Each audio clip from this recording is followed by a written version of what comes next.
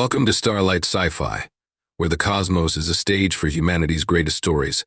Sit back and immerse yourself in tales of bravery, exploration, and survival among the stars. In a galaxy teeming with advanced civilizations, Earth had always been an unassuming presence, known for its compassion and focus on humanitarian efforts. Earth's hospital ships traversed the stars, bringing aid to the injured and sick across countless systems. But when an act of unprovoked violence shattered this image, the galaxy would learn that Earth's kindness had limits and its fury was terrifying.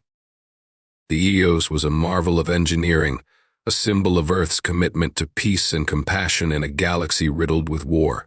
Stretching over 3 kilometers in length, its sleek white hull gleamed with the promise of hope, emblazoned with the unmistakable red cross, a universal emblem of neutrality and mercy. This hospital ship was humanity's flagship for humanitarian missions, equipped with state-of-the-art medical facilities that could treat every known species in the galaxy.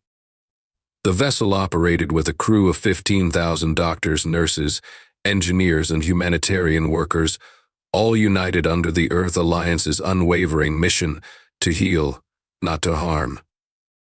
On this particular mission, the Eos was stationed in orbit around Zinara IV, a planet ravaged by decades of relentless civil war.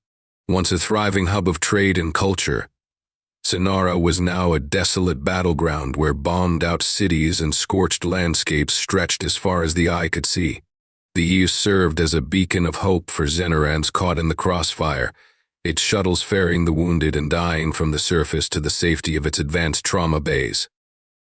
Inside the ship, the atmosphere was one of organized chaos. Hallways bustled with medical teams rushing to stabilize patients, while operating theaters were lit with the cold glow of precision surgical lasers. The ship's artificial intelligence monitored vital signs across every ward, alerting staff to any critical changes. Despite the grim circumstances, there was a sense of purpose and pride among the crew. They were saving lives, one patient at a time, even in the face of overwhelming odds. The Eos's mission had not gone unnoticed. From its arrival, it had drawn the attention of various factions embroiled in the Zeneran conflict. To some, the hospital ship was a nuisance, treating fighters from both sides indiscriminately and disrupting their strategies. To others, it was a symbol of hope, a reminder that, even in war, compassion could endure. For the crew, however, it was a daily reminder of their duty to uphold Earth's ideals, no matter the cost. But as the Eos hovered serenely above the war-torn planet, an unseen threat loomed. The ship's advanced sensors detected an unusual energy signature, faint but growing stronger. It was far enough away to avoid immediate concern, yet peculiar enough to warrant monitoring. Most aboard the Eos dismissed it as debris or a stray vessel passing through the system. After all, who would dare target a ship marked with the universal sign of peace? The answer came moments later. Without warning, the energy signature surged, and multiple contacts emerged from hyperspace. Black, angular warships materialized against the backdrop of stars, their hulls glinting ominously under Zinara's dim sun. The Eos's alarms blared, signaling an imminent threat, but the crew hesitated to react with aggression. This was a hospital ship, not a battleship. Its shields were minimal, its weapons non-existent. The attackers did not hesitate. The first volley of plasma torpedoes struck the Eos with devastating precision, tearing through its unarmed defenses. Fires erupted in the lower decks, and entire sections of the ship were ripped apart. Patients and crew alike scrambled for survival as the once orderly sanctuary became a chaotic nightmare. In its final moments, the Eos managed to transmit a desperate distress signal, broadcasting its location and the details of the attack. The message, filled with static and urgency, echoed across the stars before the ship's comm systems were obliterated. And then, in a fiery explosion visible from Zinara IV's surface, the Eos was no more. The galaxy would mourn the loss of the Eos, but for Earth, mourning would come later. For now, the distress signal had reached home and Earth would answer. The attack on the Eos was swift, brutal, and calculated, a masterstroke of violence against a target utterly unprepared for such aggression. It began as a faint disturbance on the hospital ship's long-range sensors, an energy signature that flickered faintly against the vast backdrop of space. Initially dismissed as stray debris or a harmless anomaly, the signal went unnoticed by most of the crew. Only a handful of technicians in the monitoring station paid it any mind. Their curiosity peaked as the signature grew stronger and more defined. The EOS was not designed to anticipate hostility. As a hospital ship, it was unarmed. Its defenses limited to a thin energy shield meant only to micrometeoroids or accidental collisions. Its neutral status had always been its protection. Across the galaxy, even the most hardened warlords adhered to the ancient codes of warfare that forbade attacks on medical vessels. For centuries, this unspoken rule had been honored. But this time was different. When the first hostile vessels emerged from hyperspace, their presence sent ripples of alarm through the EOS's crew. The ships were unlike anything the crew had encountered before: sleek, angular predators painted in matte black to absorb light. Their configurations defied the conventions of any known faction, with sharp edges and irregular designs that seemed to exude menace. The EOS's communications officers immediately broadcasted its neutrality codes, cycling through every known galactic language and frequency. They transmitted messages of peace, pleas for recognition of the ship's mission, and warnings against the violation of interstellar law. But the attackers did not respond. Instead, they acted. A barrage of plasma torpedoes streaked across the void, their fiery trails illuminating the cold expanse of space. The first wave slammed into the EOS's shields, overwhelming them in an instant. Explosions rippled across the hull, tearing through its outer plating and exposing internal decks to the vacuum of space. Entire wards filled with patients recovering from surgery were obliterated in seconds. Panic swept through the ship. Alarms blared as the artificial intelligence fought to maintain life support and seal off compromised sections. Medical staff scrambled to evacuate patients, but there was little they could do. The EOS had never been designed for combat, and its systems were ill-equipped to handle the onslaught. Fires erupted in critical areas, smoke billowing through corridors as emergency lighting flickered ominously. Despite the chaos, the crew's dedication never wavered. Engineers worked tirelessly to stabilize the ship's systems, while doctors and nurses continued treating patients even as the walls around them shook. In the command center, officers coordinated evacuation efforts, determined to save as many lives as possible. But the attackers were merciless. A second volley of plasma torpedoes struck the ship, this time targeting its propulsion systems. The engines erupted in a cascade of fire and debris, sending the EOS into an uncontrolled spin. The ship's orbit around Zinara IV began to decay, pulling it closer to the planet's gravity well. In its final moments, the EOS managed to transmit a single distress signal. The message, fragmented and static-filled, carried the grim details of the attack coordinates, descriptions of the hostile vessels, and a desperate plea for help. It was a cry sent into the void, a faint hope that someone, somewhere would respond. As the EOS disintegrated in a final explosion, the attackers vanished as quickly as they had appeared. Their ships disappeared into hyperspace, leaving no trace of their origin or intentions. The void fell silent once more, as if nothing had happened. But something had happened, something that would change the galaxy forever. Earth had received the distress signal, and Earth would never forget. The destruction of the EOS sent shockwaves across the galaxy, but on Earth, the news struck like a thunderclap. The distress signal from the doomed hospital ship reached the Earth Alliance command mere moments before the ship was obliterated. Fragmented but unmistakable, it painted a grim picture of betrayal and violence against a vessel dedicated solely to peace. The unprovoked attack on the EOS was more than a tragedy, it was an outrage. The Earth Alliance had built its interstellar reputation on the principles of compassion, neutrality, and humanitarian aid. Earth's hospital ships were the very embodiment of these values, bringing relief to the injured and dying regardless of politics or faction. For centuries, humanity had worked tirelessly to earn the trust of the galactic community. The attack on the EOS shattered that trust in an instant, revealing a cold truth: not all in the galaxy respected peace. At the Alliance headquarters in New Geneva, the atmosphere was grim.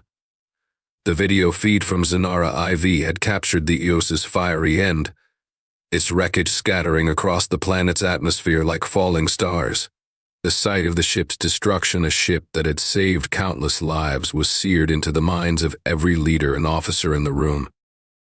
The Earth Alliance Council convened behind closed doors, their discussions shrouded in secrecy. For hours, they reviewed the evidence, the distress signals, sensor data, and the final transmissions from the EOS.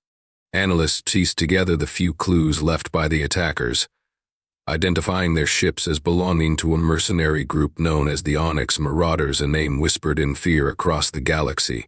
The Marauders were ruthless, opportunistic, and completely immoral, hired by the highest bidder to sow chaos wherever they went. The Council debated their response.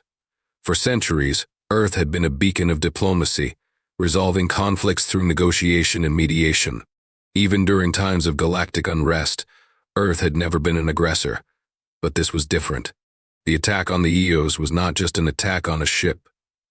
It was an attack on Earth's ideals, its identity, and its people. There was no room for compromise this time. The decision was unanimous. Earth would respond.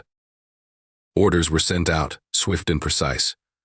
Across the solar system, a vast armada began to stir from its long dormancy. Unknown to much of the galaxy, Earth had not been idle during its centuries of peace. While its hospital ships carried out missions of mercy, its warships lay hidden, silent guardians of humanity's home. These ships were not designed for show or intimidation, they were built for war. On the Martian surface, massive hangars opened to reveal sleek, dark vessels bristling with weaponry. Around Jupiter's moons, stealth fleets powered up, their engines humming with energy as they prepared to deploy. AI systems activated, calculating strategies and simulating battles at speeds no organic mind could match. Earth's silence was not hesitation. It was preparation. As the first wave of ships left the solar system, a single message was transmitted to the galactic community. It was simple and chilling in its clarity. To those responsible for the destruction of the EOS, surrender immediately. Failure to comply will result in the full mobilization of Earth's fleet. There will be no second warning. The galaxy watched in stunned silence.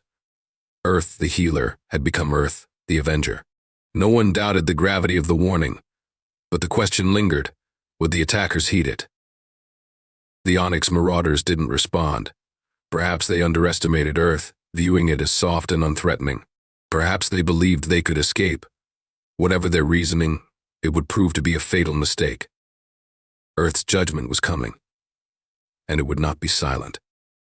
For centuries, Earth had projected an image of peace and diplomacy to the galaxy. Its hospital ships roamed far and wide, its diplomats negotiated treaties, and its scientists contributed advancements that benefited countless worlds.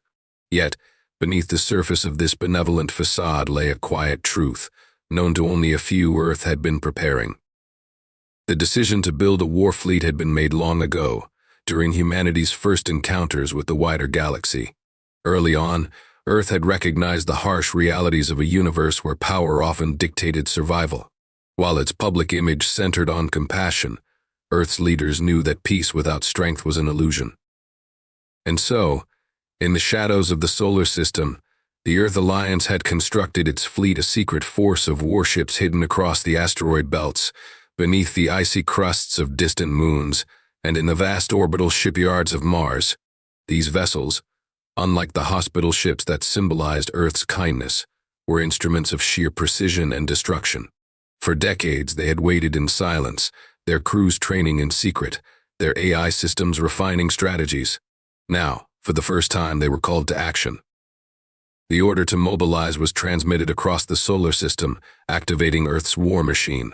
On Mars, massive doors built into the planet's surface slid open, revealing colossal ships buried beneath the red sands. Each one was a masterpiece of engineering, their angular hulls coated with stealth alloys that absorbed light and radar. Around Jupiter, hidden fleets emerged from the shadows of its moons, their engines flaring to life as they began the journey to hyperspace launch points. Even the asteroid belt, long thought to be a barren frontier, came alive as concealed shipyards released their deadly cargo. Earth's fleet was unlike anything the galaxy had seen. While other civilizations had spent centuries honing specific types of ships, colossal dreadnoughts, nimble interceptors, or heavily armored carriers, Earth had opted for versatility. Each ship in its fleet was designed to adapt, equipped with modular weapon systems that could shift between railguns, plasma cannons, and directed energy beams depending on the threat. Their engines were faster, their shields stronger, and their AI systems more advanced than anything their adversaries could field. At the heart of the fleet was the Aegis, Earth's flagship. A towering behemoth of metal and energy, it served as both a command center and a fortress.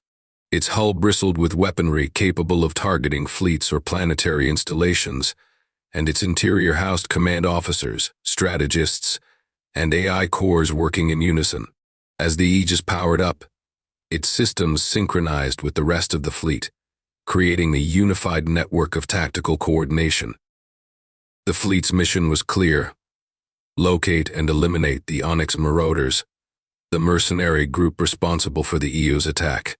Intelligence reports had tracked their movements to the Veil Nebula, a region infamous for its lawlessness and dense stellar phenomena. It was the perfect hiding spot for pirates, but Earth's fleet was undeterred. Before the fleet entered hyperspace, a final message was broadcast to the galaxy. This was not a request, but a declaration. Earth does not seek war, but we will not tolerate the slaughter of the innocent. To the Onyx Marauders, surrender now and face justice, or be destroyed.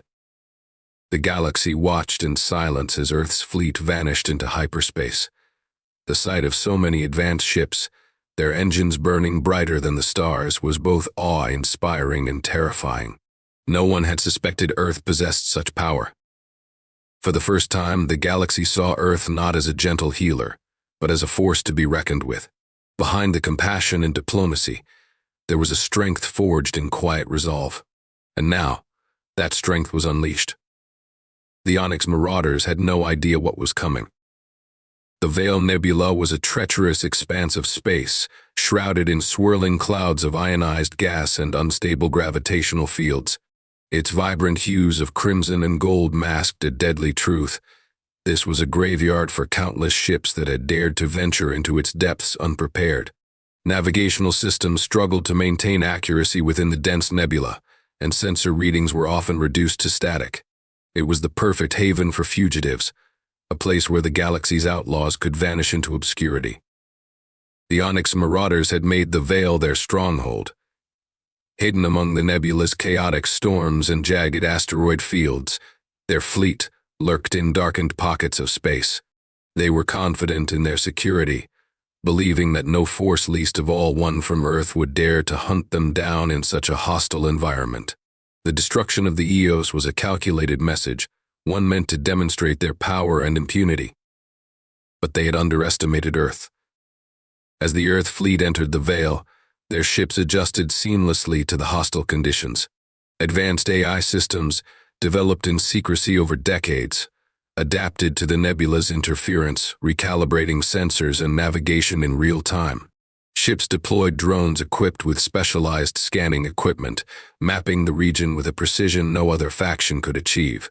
Where other fleets would have faltered, Earth's forces moved like shadows, silent and deliberate. The fleet split into coordinated squadrons, each assigned a sector of the nebula to search. The Aegis remained at the heart of the formation, its massive sensor arrays feeding data to the entire fleet. Earth's military doctrine had always emphasized precision over brute force, and this mission was no exception. They weren't here to simply destroy the Marauders, they were here to dismantle them, piece by piece, leaving no room for escape. The first encounter came swiftly. A scouting squadron of Marauder ships, unaware of Earth's presence, stumbled into an ambush. Earth's vessels struck with surgical precision, disabling the enemy's engines and weapons before they could even react. The Marauders tried to regroup, but Earth's ships were relentless, using the nebula's chaos to their advantage. Ion storms that once provided cover for the Marauders now became traps, as Earth's drones herded their ships into gravitational anomalies and plasma streams. The captured marauders were interrogated using advanced AI techniques that extracted information without the need for cruelty. Earth learned the exact location of the marauders' main fleet, hidden deep within the nebula near a collapsed star. It was a fortress of stolen resources and mercenary ships, shielded by the nebula's most volatile region. Any direct assault would be risky, but Earth's commanders had anticipated this. The fleet regrouped, deploying specialized ships equipped with gravitational stabilizers and plasma-resistant hulls. These vessels would lead the charge, clearing a path for the rest of the fleet. As they moved deeper into the veil, the tension aboard Earth's ships was palpable. Every officer and AI knew the stakes. When the Marauder's stronghold finally appeared on sensors, it was more formidable than anticipated, a sprawling network of asteroid bases, bristling with turrets and shield generators. The Marauder's fleet, larger than Earth's analysts had predicted, moved into defensive formations. They were ready for a fight. But Earth was not deterred. The fleet's formation tightened, its ships locking into synchronized battle positions. The Aegis transmitted a final warning to the Marauders, giving them one last chance to surrender. The message was met with silence. And so the fleet prepared to strike. In the swirling chaos of the Veil Nebula, Earth would deliver its judgment. The Marauders believed they were untouchable in their fortress, but they were about to learn a lesson they would not live to remember.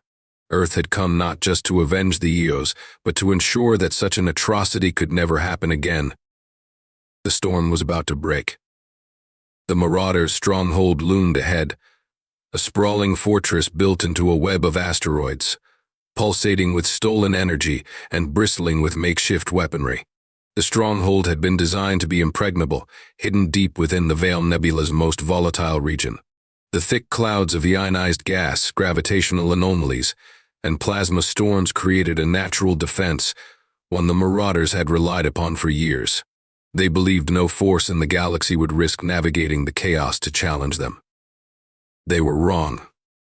Earth's fleet emerged from the swirling nebula like specters, their hulls glinting faintly in the dim light of the nearby collapsed star. The Aegis led the charge, its massive bulk radiating quiet menace. Behind it, squadrons of warships formed an unbreakable phalanx, their weapons primed and shields pulsing with energy. The Marauders had prepared for an attack, but they hadn't anticipated the precision and discipline of Earth's forces. The battle began with a surgical strike. Earth's fleet unleashed a barrage of targeted energy pulses, disabling the Marauders' outer turrets and shield generators before they could respond. Drones equipped with EMP payloads darted through the asteroid field, short-circuiting entire sections of the stronghold's defenses. The Marauders scrambled to mount a counterattack, their ships launching from hidden hangars like a swarm of angry insects. But Earth was ready. The fleet's ships moved with terrifying coordination, their AI-driven systems analyzing the battlefield in real time. Every maneuver, every shot, every shield deployment was calculated for maximum efficiency. Marauder ships that attempted to flank the fleet found themselves cut off, their escape routes blocked by stealth interceptors. Larger vessels tried to engage Earth's cruisers in direct combat, only to be overwhelmed by precise volleys of railgun fire that pierced their armor with ease. The Aegis remained at the center of the formation, a fortress in its own right. Its massive cannons fired lances of energy that tore through asteroid defenses and enemy ships alike. Smaller vessels flanked it, protecting the flagship while delivering their own devastating attacks. Despite the chaos of the battlefield, the Earth fleet remained calm and methodical, its officers and AI systems operating as one. The Marauders fought with the desperation of cornered predators, but it was clear they were outmatched. Their ships, cobbled together from stolen parts and outdated designs, were no match for Earth's cutting-edge technology. One by one, their vessels fell, engulfed in explosions that lit up the nebula's swirling clouds. Earth's forces pressed the advantage, focusing their fire on the stronghold itself. Drones infiltrated its interior, disabling power grids and severing communication lines. Marauders attempting to flee into the nebula were intercepted by Earth's stealth ships, their engines disabled before they could escape. In the final moments of the battle, The stronghold began to collapse. A well-placed strike from the Aegis destabilized the asteroid at its core, sending massive chunks of debris tumbling into the void. Explosions rippled through the network of bases as Earth's ships withdrew to a safe distance, watching as the Marauders' fortress disintegrated in a spectacular cascade of fire and wreckage. When the battle was over, the nebula fell silent. The Marauders' fleet had been annihilated, their stronghold reduced to scattered debris. Earth's ships regrouped, their formation as tight and disciplined as when they had arrived. But Earth's mission was not yet complete.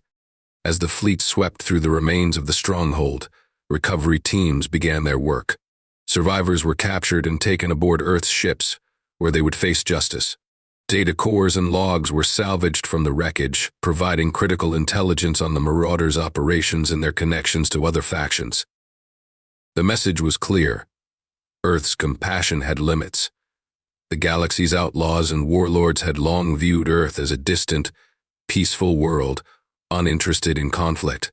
But now they had seen another side that would not tolerate the slaughter of innocents.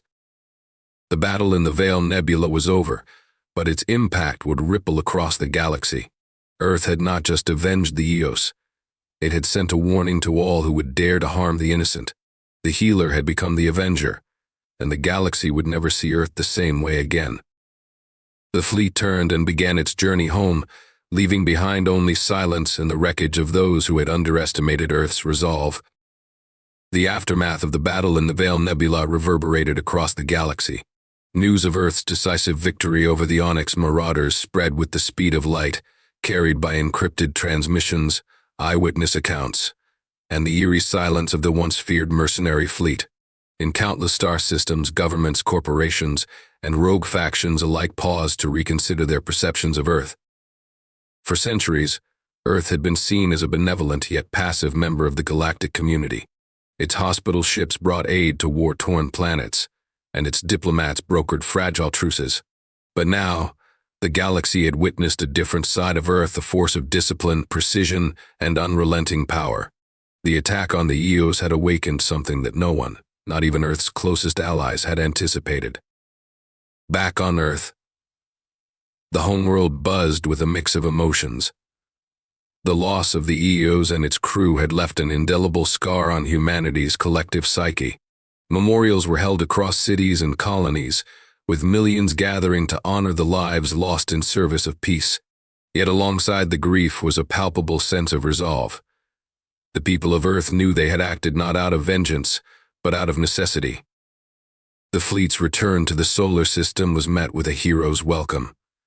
As the Aegis and its accompanying ships emerged from hyperspace, they were greeted by the sight of countless vessels adorned with lights and banners, honoring their mission. Broadcasts from across the galaxy flooded Earth's networks, many hailing the fleet's actions as a turning point in galactic history. Even longtime critics of Earth's pacifist policies acknowledged the justice of their response. In the weeks that followed, Earth's leaders worked tirelessly to address the fallout from the battle. The intelligence gathered from the wreckage of the Marauders' stronghold proved invaluable. It revealed a sprawling web of criminal activity, implicating powerful organizations and individuals who had long evaded accountability. With this evidence, Earth coordinated with its allies to dismantle the Marauders' network, cutting off the flow of weapons, credits, and resources that had fueled their reign of terror. But the most profound impact of Earth's actions was less tangible. Across the galaxy, factions that had once dismissed Earth as weak or naive began to reevaluate their assumptions. Earth's hospital ships were still symbols of hope, but now they carried an unspoken warning. Those who sought to harm the innocent would face consequences. The message was not one of conquest or domination, but of balance.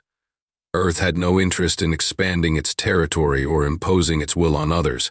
Its strength was a deterrent, not a threat, a reminder that peace required vigilance, and when necessary, the courage to act. In the months that followed, the galaxy began to change. Skirmishes in contested regions decreased, and negotiations between rival factions became more frequent. The destruction of the Eos had been a tragedy, but it had also served as a catalyst, forcing the galaxy to confront its own fragility.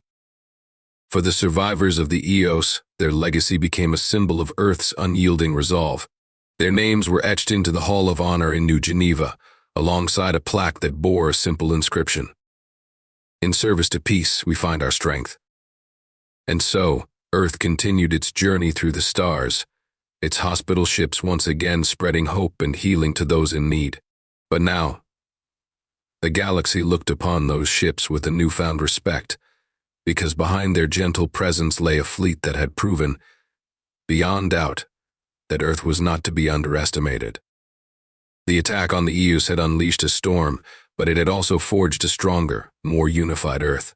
The galaxy, too, was forever changed, carrying the memory of what happened in the Veil Nebula, testament to the price of peace and the power of justice. In the quiet that followed, the stars bore witness to a truth as old as time itself. Even in the vast, unyielding darkness of the cosmos, humanity's light could shine brightest. Thank you for joining us on Starlight Sci-Fi. If you enjoyed this story, don't forget to like, subscribe, and hit the bell for more cosmic tales of humanity's triumphs. Until next time, keep reaching for the stars.